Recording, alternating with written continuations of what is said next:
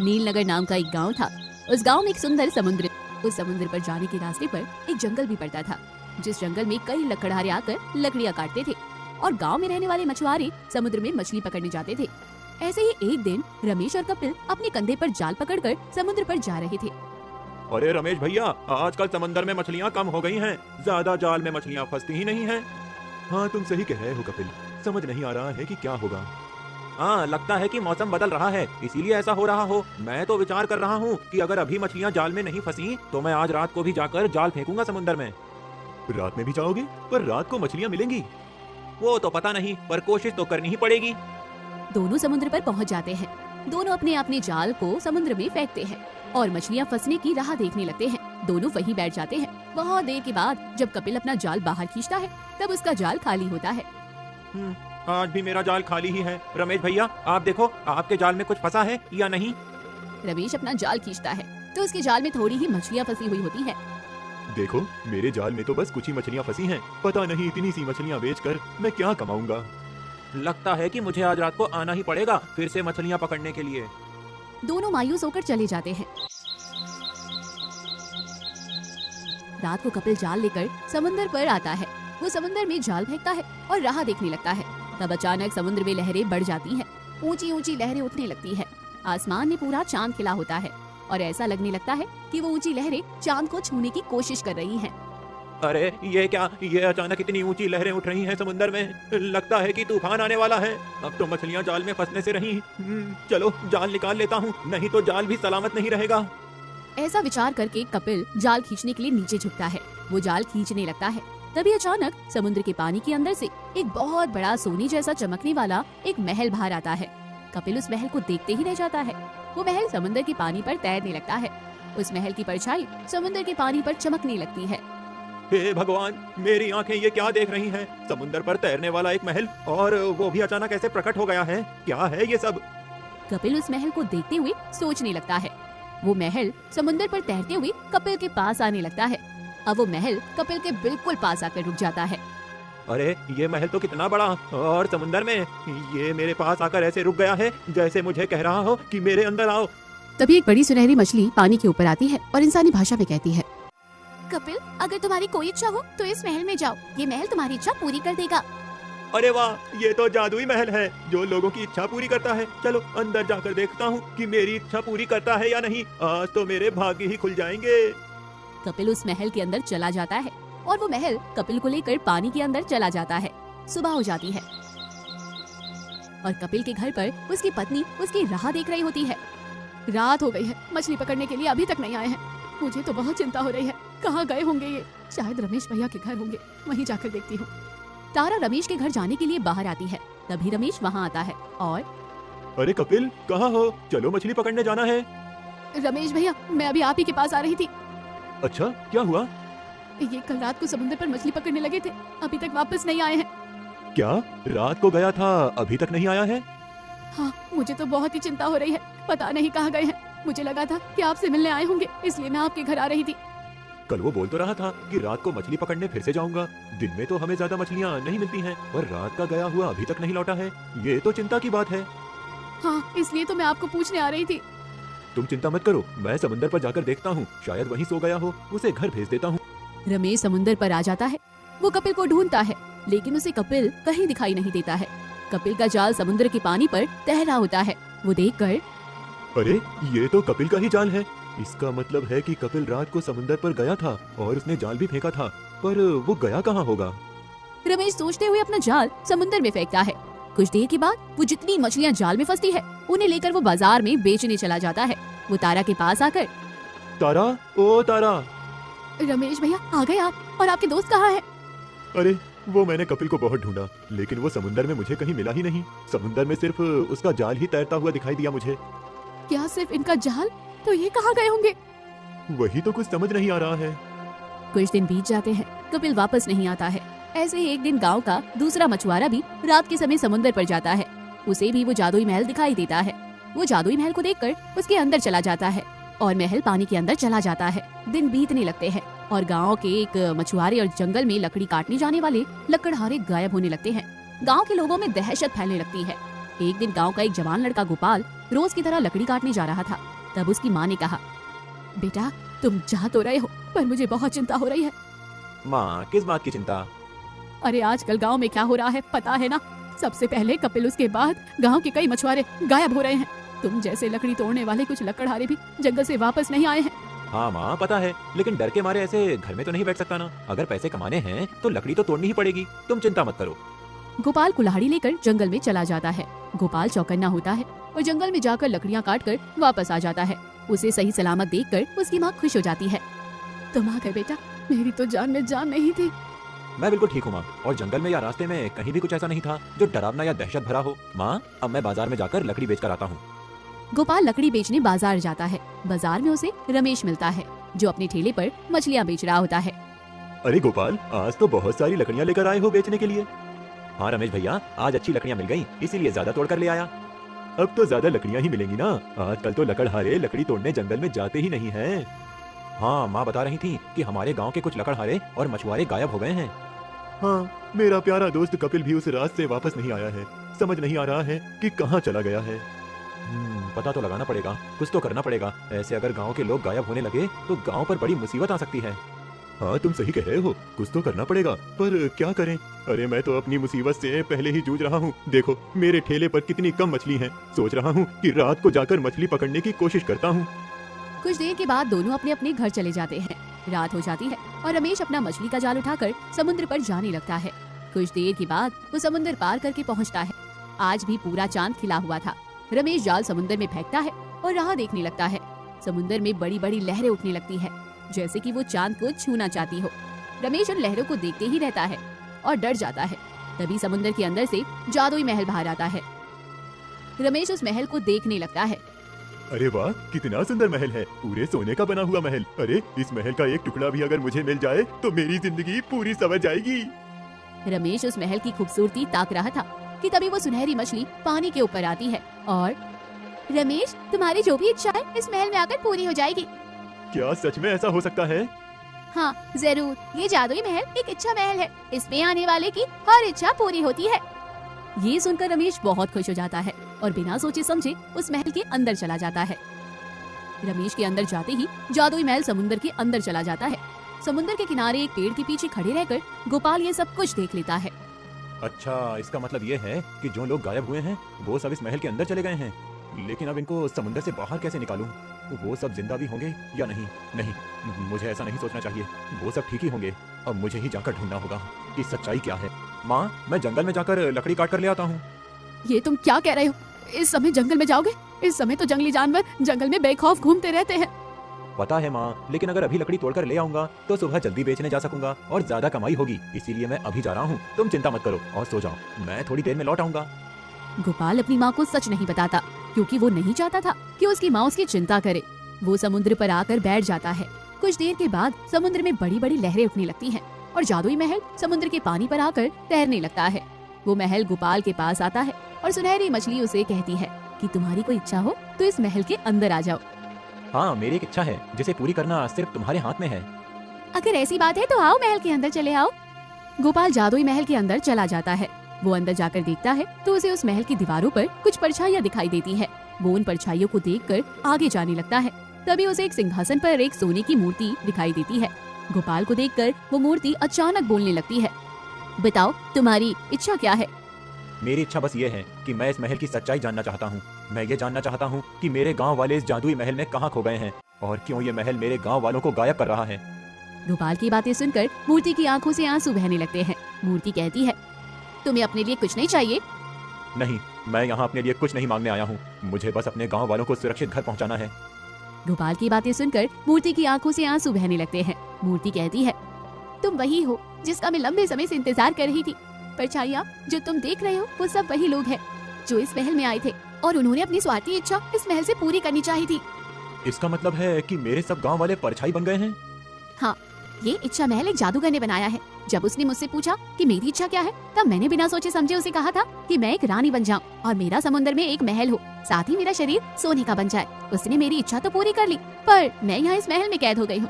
जो भी इस महल में आकर अपने स्वार्थ के लिए कुछ मांगता है वो यहाँ आकर कैद हो जाता है। पर अब तुम सब इस महल से मुक्त कैसे हो सकते हो? इसका कोई उपाय तो होगा। तुम ही इसका उपाय हो। जब कोई बिना लालच के पूर्ण समर्पण भाव से इस महल में आएगा तो वही इस महल से सबको मुक्त करेगा। ये विधि का विधान है। पर मैं ये करूं कैसे? इस महल में कहीं उस जादूगर का एक जादुई मोती छुपाया है। अगर उस मोती को नष्ट कर दिया गया तो उसकी जादू टूट जाएगी और सब मुक्त हो जाएंगे। बस वो मोती कहाँ है इसका पता मुझे भी नहीं है। ठीक है, मैं वो मोती ढूंढता हूँ। गोपाल पूरे महल में वो मोती ढूंढने लगता है। पूरे महल में वो कोई मोती उसको नजर नहीं आता है। उसे समझ नहीं आता है कि अब वो क्या करे, कहाँ उस मोती को ढूंढे। तभी मूर्ति कहती है, तुम्हें जो भी करना है वो जल्दी करना पड़ेगा। एक बार अगर ये महल पानी के नीचे चला गया तो फिर तुम भी इस महल में फंस जाओगे और फिर हमें किसी और के आने का इंतजार करना पड़ेगा। ये सुनकर गोपाल ने सब दीवारों को एक बार देखा और उन पर दिखने वाली परछाइयों को देखने लगा। फिर उसने ऊपर देखकर हाथ जोड़े और कहा, हे भगवान, मेरी मदद करो। मैं यहाँ अपने भाइयों को ढूंढने आया हूँ। मुझे शक्ति दो भगवान। गोपाल भगवान से प्रार्थना करते हुए ऊपर देखता है। तब उसे महल की छत पर लटका हुआ एक झूमर दिखाई देता है जिसके बीचों बीच एक मोती चमक रहा था। गोपाल समझ जाता है कि ये वही मोती हो सकता है। अब बस कुछ देर और, एक बार मोती मेरे हाथ आ जाए। गोपाल उस झूमर से उस मोती को निकाल लेता है और नीचे आकर उस मोती को अपने पैरों से कुचल देता है। गोपाल के पैरों के नीचे उस मोती के टुकड़े हो जाते हैं और अचानक चारों तरफ किरणें फैल जाती हैं। उन किरणों के साथ ही वो महल भी नष्ट हो जाता है और गोपाल के साथ सब गांव वाले समुद्र के किनारे पहुंच जाते हैं। कपिल, रमेश और बाकी सब गांव वाले सब समुद्र के किनारे पर सुरक्षित पाकर खुश हो जाते हैं और गोपाल को गले से लगा लेते हैं। वहीं एक औरत भी खड़ी होती है। उसे देखकर, आप कौन है बहन जी? मैं माला हूँ। मैं वही हूँ जो उस जादुई इच्छा महल में सोने की मूर्ति बनी हुई थी। भैया, आपका बहुत बहुत धन्यवाद। आज आपकी वजह से ही मैं और बाकी सभी उस महल से मुक्त हो सके हैं। हाँ, ये सच कह रही है गोपाल। हम सब तो उस महल में अपनी स्वार्थी इच्छा को लेकर लालच में गए थे, लेकिन तुमने हम सबको बाहर निकालने की इच्छा की। इसीलिए हम सब अपने परिवार के पास वापस जा सकते हैं। नहीं तो पता नहीं हम कब तक वहाँ फंसे रहते। तुम्हारे इस उपकार को हम कैसे चुकाएंगे? नहीं, इसमें धन्यवाद कहने की कोई जरूरत नहीं है। मैंने तो अपना फर्ज पूरा किया है। आप सब हमारे भाइयों जैसे ही हैं। हमारा गांव एक परिवार है और परिवार में कोई कभी किसी पर उपकार नहीं करता है। गोपाल, रमेश, कपिल और बाकी सबके साथ गांव में आ जाता है। उन सबको देखकर उनके परिवार वाले बहुत खुश हो जाते हैं। जब सबको पता चलता है कि गोपाल ने उन सबको उस जादुई महल की कैद से बाहर निकाला है तो पूरे गांव में गोपाल की वाहवाही होने लगती है। एक गांव में श्यामलाल नाम का एक गरीब मछुआरा रहता था। वो कितनी भी मेहनत कर ले लेकिन कभी भी उसके जाल में इतनी मछलियाँ नहीं फंसती थी जिससे वो अपने परिवार का पेट पाल सके। उसका एक छोटा सा बेटा था जो अंधा था। उसे देखकर श्यामलाल को अपने भाग्य पर और भी ज्यादा दुख होता था। एक दिन श्यामलाल और उसकी पत्नी तारा बातें कर रहे थे। ऐसे और कितने दिन चलेगा? कब तक हम ऐसे आधे पेट रहेंगे? हमारा तो फिर भी ठीक है जी, पर हमारा राजू, उसे तो पेट भर खाना मिलना चाहिए ना। एक तो वो अंधा है बेचारा, ये दुनिया देख भी नहीं सकता, तो क्या हम उसे अच्छा खाना भी नहीं खिला सकते? मैं भी उसी परेशानी में हूँ तारा। मैं भी चाहता हूँ कि बहुत सारे पैसे कमाऊं, राजू को और तुम्हें हर वो खुशी दूं जिसके तुम दोनों हकदार हो। पर क्या करूं, मेरे भाग्य की तरह लगता है समुद्र की मछलियाँ भी मुझसे रूठ गई हैं। जितनी मर्जी कोशिश कर लूं, लेकिन मछलियाँ मेरे जाल में फंसती ही नहीं हैं। तो आप कोई और काम ढूंढ लीजिए। कब तक ऐसे गुजारा करेंगे? राजू के लिए तो आपको ज्यादा कमाना ही पड़ेगा। आजकल मेरी तबीयत भी ठीक नहीं रहती। ऐसे में अगर पैसे नहीं मिलेंगे तो क्या होगा? आपको याद है ना, जब हमने राजू की आंखों के बारे में वैद्य जी से पूछा था, तब उन्होंने बताया था कि राजू की आंखें ठीक हो सकती है, पर उसके लिए दुर्लभ औषधि लानी पड़ेगी जो बहुत महंगी आती है। हाँ हाँ तारा, मुझे सब याद है और उसी के प्रबंध के लिए मैं अभी मुखिया जी के पास जा रहा हूँ। देखते हैं, अगर उन्होंने या मेरे किसी दोस्त ने थोड़ी मदद कर दी तो राजू की दवाई का खर्च तो मैं उठा ही लूंगा।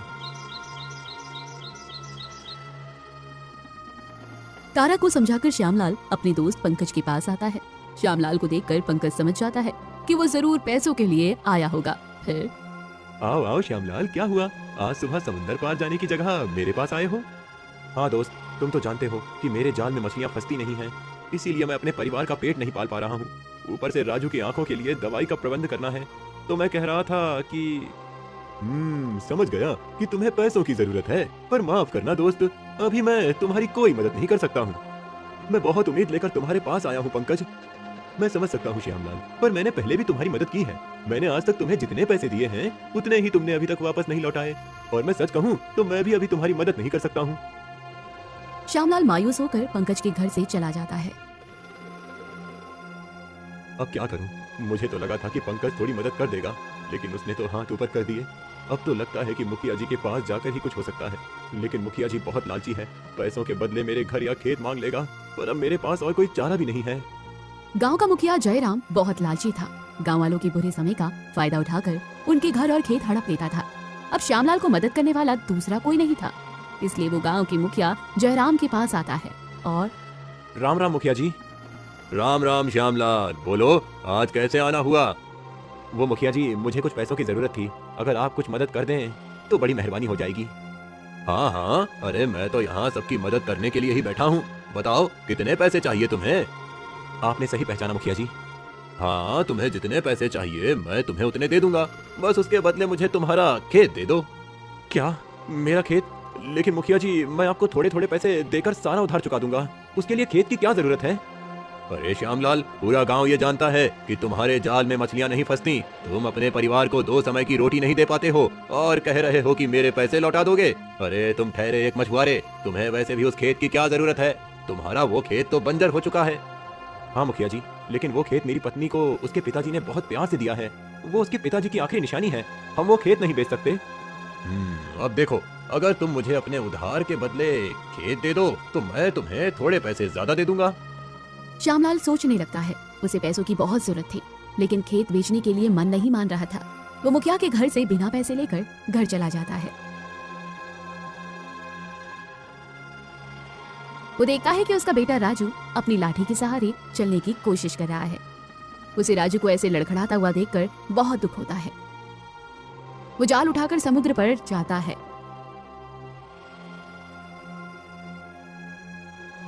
वो समुद्र के लिए पानी में जाल फेंकता है और कुछ देर इंतजार करता है। पता नहीं कि आज भी मेरे जाल में मछलियां फंसेंगी या नहीं। अगर नहीं फंसी तो मैं घर के खर्च कैसे उठाऊंगा, राजू के लिए दवाई कैसे खरीदूंगा। समझ नहीं आ रहा है कि कब मेरी किस्मत खुलेगी और मैं अपने परिवार की जरूरतें पूरी कर पाऊंगा। हे ईश्वर, मेरी मदद करें। कुछ देर बाद श्यामलाल जाल को खींचता है, लेकिन वो बहुत हल्का होता है। श्यामलाल समझ जाता है कि आज भी उसके जाल में मछलियां नहीं फंसी है। वो घर लौट आता है। ऐसे ही कुछ दिन बीत जाते हैं और अब घर में अनाज का एक भी दाना नहीं होता है। इतने दिनों तक तो हम आधे पेट तो रह रहे थे, लेकिन आज हमारे घर में अनाज का एक भी दाना नहीं है।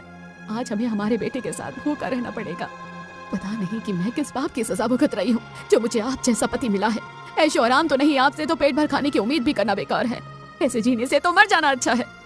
तारा की बात से श्यामलाल के दिल को बहुत ठेस पहुंचती है। वो कुछ देर सोचकर समुद्र पर आता है। समुद्र के किनारे पर एक पहाड़ी थी। श्यामलाल उस पहाड़ी की चोटी पर चढ़ जाता है और सच कह रही थी तारा, मैं कुछ काम नहीं करता हूँ। मैं ना तो अपने परिवार की जरूरतें पूरी कर सकता हूँ और ना ही उन्हें पेट भर खाना खिला सकता हूँ। अपने बेटे की आंखों का इलाज भी नहीं कर सकता। मेरी वजह से उसकी आंखों के सामने हमेशा अंधेरा छाया रहेगा। इससे अच्छा तो मर जाना ही बेहतर है। अब मुझे जीने का कोई हक नहीं है। मैं जिंदा रहकर भी किसी काम का नहीं हूँ। श्यामलाल बहुत निराश हो जाता है और पहाड़ी से नीचे कूद जाता है। वो समुद्र में गिर जाता है और डूबता हुआ समुद्र के तल तक चला जाता है। समुद्र के तल में वो एक महल में जा पहुंचता है। महल में जाकर वो महसूस करता है कि वो जिंदा है। वो देखता है कि वो एक सिंहासन के सामने खड़ा है और सिंहासन के सामने एक परी है। मैं कहाँ हूँ? यहाँ कैसे पहुँच गया? और मैं जिंदा हूँ? हाँ, तुम जिंदा हो और सुरक्षित हो। पर मैंने तो अपनी जान देने के लिए समुद्र में छलांग लगाई थी। मैं अपने जीवन को समाप्त करना चाहता था। अपने जीवन को समाप्त करना किसी भी समस्या का उपाय नहीं है। बताओ कि तुम अपना जीवन क्यों खत्म करना चाहते थे? मैं गरीब मछुआरा हूँ। मेरे जाल में कभी भी मछलियाँ नहीं फंसती हैं, इसीलिए अपनी पत्नी और बेटे को खाना नहीं दे पाता हूँ। मेरा बेटा अंधा है, उसकी आंखों का इलाज भी नहीं कर पा रहा हूँ। मेरी जिंदगी बेकार है जो मैं किसी के काम ही नहीं आ पाता हूँ। ये समस्या इतनी बड़ी नहीं है जिसके कारण तुम अपनी जान दे दो। मछुआरे, अगर तुम्हें काम में सफलता नहीं मिल रही तो तुम कोई और काम करके भी पैसे कमा सकते हो। उसके लिए जान देने की क्या जरूरत है? पर मैं बच कैसे गया? मैंने तो इतनी ऊंचाई से छलांग लगाई थी और मैं तो तैरना भी नहीं जानता हूँ। मैं समुद्र में रहने वाली परी हूँ। मेरी उपस्थिति में कोई भी मनुष्य अपनी जान जोखिम में नहीं डाल सकता है। समुद्र में आने वाले मछुआरे मेरी सुरक्षा में होते हैं, इसलिए तुम डूबे नहीं। पर अब मैं क्या करूँ? मैं घर में जाऊंगा तो मुझे अपनी पत्नी के सवालों के जवाब देने पड़ेंगे। मैं घर वापस नहीं जाना चाहता। अगर तुम मेरी कोई मदद नहीं कर सकती तो मुझे बचाने का भी कोई फायदा नहीं है। ऐसा ना कहो मछुआरे, ये लो, ये एक दिव्य मोती है जो मेरी शक्तियों से बना हुआ है। इस मोती के वरदान से तुम अपनी 3 इच्छाएं पूरी कर सकते हो, लेकिन याद रहे वो इच्छाएं सात्विक होनी चाहिए और बिना किसी लालच की होनी चाहिए। एक बार भी तुम्हारे मन में लालच आ गया तो ये मोती काम नहीं करेगा और मेरे पास लौट आएगा। इसके साथ ही कुछ सिक्के भी रख लो, इससे तुम्हारी थोड़ी मदद हो जाएगी। परी अपने जादू से एक मोती निर्माण करती है और श्यामलाल को दे देती है। श्यामलाल वो मोती लेकर अपने घर आ जाता है। परी ने उसे जो सिक्के दिए थे उससे वो घर की जरूरत का सामान लेकर आता है। ये क्या सामान के साथ आप ये मोती कहाँ से लेकर आए हैं? ये कोई साधारण मोती नहीं है तारा, ये हमारी इच्छा पूरी करने वाला दिव्य मोती है। श्यामलाल तारा को पूरी कहानी बताता है। ये सुनकर, अरे वाह, अगर ऐसा है तो आप सबसे पहले हमारी गरीबी दूर करने के लिए पैसे मांगिए इस मोती से। यही हमारी सबसे बड़ी जरूरत है। लगता है कि हमारा भाग्य बदलने का समय अब आ गया है। नहीं तारा, पैसे तो हम कमा सकते हैं, अभी सबसे ज्यादा जरूरी है राजू की आंखों की रोशनी। मैं इस मोती के वरदान का उपयोग अपने बेटे की आंखें वापस लाने में करूंगा। परी ने साफ तौर पर कहा है कि लालच से भरी एक भी इच्छा इस मोती को फिर से उसके पास ले आएगी। फिर श्यामलाल उस मोती को हाथ में लेकर कहता है, हे मोती, अगर तुम मुझे वरदान देना चाहते हो तो मेरे बेटे की आंखों में रोशनी ला दो। तुम्हारे इस चमत्कार से मेरा बेटा ये दुनिया देखने के लायक हो जाएगा।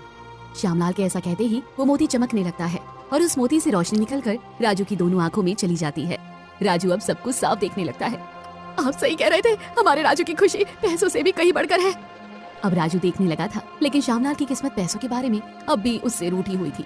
उसे कभी मछली मिलती थी तो कभी नहीं, लेकिन वो राजू के लिए बहुत खुश था। ऐसे ही एक बार गांव में महामारी फैल जाती है।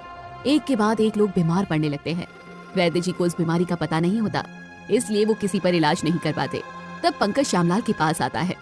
श्यामलाल, पूरे गांव में महामारी फैल गई है, मेरी माँ भी बीमार हो गई है। किसी को समझ नहीं आ रहा है कि इस समस्या का क्या उपाय करें।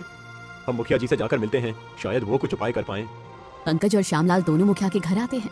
तब उन्हें पता चलता है कि मुखिया जी महामारी से डरकर उसकी चपेट में आने से पहले ही गांव छोड़कर अपनी बहन के घर गए हुए थे। अब क्या करें, मुखिया जी तो नहीं है, जल्दी ही कुछ करना पड़ेगा, नहीं तो गांव में कोई नहीं बचेगा। चलो मेरे साथ, मैं कुछ करता हूँ। तुम्हारे पास कोई उपाय है? हाँ। श्यामलाल और पंकज श्यामलाल के घर आते हैं। श्यामलाल उस मोती को अपने हाथ में लेता है और, हे मोती, मैं दूसरे वरदान के रूप में तुमसे ये मांगता हूँ कि मेरे गांव में जो महामारी आई है और उसकी वजह से जो लोग बीमार पड़े हैं वो जल्दी से जल्दी ठीक हो जाएं। उस महामारी का अंत हो और मेरे गांव में सब स्वस्थ और खुशहाल हो जाएं। किसी को भी उस महामारी की वजह से परेशानी ना झेलनी पड़े। श्यामलाल अपने गाँव वालों के प्रति पूरे समर्पण भाव से मोती से ये वरदान मांगता है। फिर एक बार मोती से रोशनी निकलने लगती है और पूरे गाँव में फैल जाती है। कुछ देर के बाद बीमार पड़े सब लोग अचानक स्वस्थ होकर अपने अपने घरों से बाहर आते हैं। महामारी का अंत होता है। पंकज की माँ भी ठीक हो जाती है और ये देखकर पंकज श्यामलाल को धन्यवाद देकर उसे गले से लगा लेता है। सबको ये बात पता चल जाती है कि श्यामलाल की वजह से वो सब ठीक हो गए हैं। श्यामलाल भैया, आज तुम नहीं होते तो पता नहीं हम सबका क्या होता। अरे नहीं, ऐसी कोई बात नहीं है। पूरे गांव में श्यामलाल की वाहवाही होने लगती है। एक दिन गांव का मुखिया गांव में वापस आ जाता है और उसे श्यामलाल के उस दिव्य मोती के बारे में पता चल जाता है। पहले से ही लालची फितरत के मुखिया के दिल में उस मोती के लिए लालच भर जाता है और वो श्यामलाल के पास आता है। श्यामलाल, उस दिन तुम मेरे पास पैसे मांगने आए थे ना, और मैंने तुम्हारा खेत तुमसे मांगा था। चलो, अब मैं तुम्हें 2 गुने पैसे दे देता हूँ और उसके बदले मुझे खेत भी नहीं चाहिए। मुखिया जी, आपका विचार अचानक कैसे बदल गया? मैंने सोचा कि तुमने गांव वालों की कैसे मदद की है और तुम कितने अच्छे हो, इसीलिए मैंने सोचा कि तुम्हारी भी थोड़ी मदद कर दूं। बस मेरी भी एक मदद कर दो। मैं भला आपकी क्या मदद कर सकता हूँ मुखिया जी? इस वक्त तुम ही हो जो मेरी मदद कर सकते हो। मैं तुम्हें चाहे जितने पैसे दे दूंगा, मुझे बस तुम्हारा वो जादुई मोती दे दो। श्यामलाल समझ जाता है कि मुखिया के मन में लालच भर गया है। क्या? नहीं, मैं वो मोती आपको नहीं दे सकता हूँ मुखिया जी। नहीं दे सकते? पर क्यों? अब तो तुम्हारे बेटे की आंखें भी ठीक हो गई हैं। मैं तुम्हें मुंह मांगे पैसे दे रहा हूँ, तो फिर तुम्हें उस मोती की क्या जरूरत है? नहीं मुखिया जी, मैं आपको वो मोती नहीं दे सकता। आप मुझे उसके कारण मत बताइए। अब आप जा सकते हैं, मुझे आपके पैसे नहीं चाहिए। मुखिया श्यामलाल को गुस्से से देखते हुए चला जाता है। 2-3 दिनों के बाद श्यामलाल गांव से बाहर गया हुआ होता है। जब वो लौटता है तब, श्यामलाल भैया, गजब हो गया, उस मुखिया ने राजू और तारा भाभी को उठा लिया है। अरे, ये क्या कह रहे हो तुम? हाँ श्यामलाल, तुम गांव से बाहर थे तब मुखिया के आदमी आए और राजू और तारा भाभी के हाथ पैर बांधकर उन्हें अपने साथ कहीं ले गए। वो तो हथियार के साथ में थे। जब हम उन्हें रोकने गए तब उन्होंने हम पर भी हमला कर दिया। जरूर उस मुखिया ने दिव्य मोती के लिए ये सब किया है। मैंने उसे मोती देने से मना किया था, पर अब क्या करोगे तुम? मैं उस मोती की मदद से ही राजू और तारा को वापस ले आऊंगा और फिर वो मोती परी को लौटा दूंगा। वो मोती मुखिया जैसे लालची के लिए नहीं है, उसे लौटाना ही सही रहेगा। श्यामलाल मोती से प्रार्थना करता है और मोती से रोशनी निकलने लगती है। कुछ ही देर में राजू और तारा श्यामलाल के सामने प्रकट हो जाते हैं। फिर श्यामलाल वो मोती लेकर परी के पास आता है और उसे वो मोती लौटा देता है। परी, मैंने अपने 3 वरदानों का उपयोग कर लिया है। ये मोती किसी लालची के हाथ ना लगे, इसीलिए मैं इसे तुम्हें लौटाने आया हूँ। तुमने इस मोती का उपयोग अपने लालच के लिए नहीं किया और गांव की भलाई के लिए किया, इसलिए मैं तुमसे प्रसन्न हूँ। अब मैं तुम्हें एक वरदान देती हूँ। ऐसा कहकर परी अपने जादू से एक बक्सा प्रकट करती है और श्यामलाल को दे देती है। इसमें बहुत सारा धन और एक जादुई जाल है। तुम जब भी ये जाल समुद्र में फेंकोगे वो हमेशा मछली से भरा हुआ होगा। तुम इस धन का उपयोग अपने साथ साथ अपने गाँव के लिए भी करना, जिससे तुम्हारे गाँव वाले भी बेहतर जीवन जी सके। हाँ परी, मैं तुम्हारी बात याद रखूंगा और इस धन के 1 रुपए का भी लालच नहीं करूंगा। श्यामलाल वो बक्सा लेकर घर आता है। अब श्यामलाल का भाग्य बदल जाता है।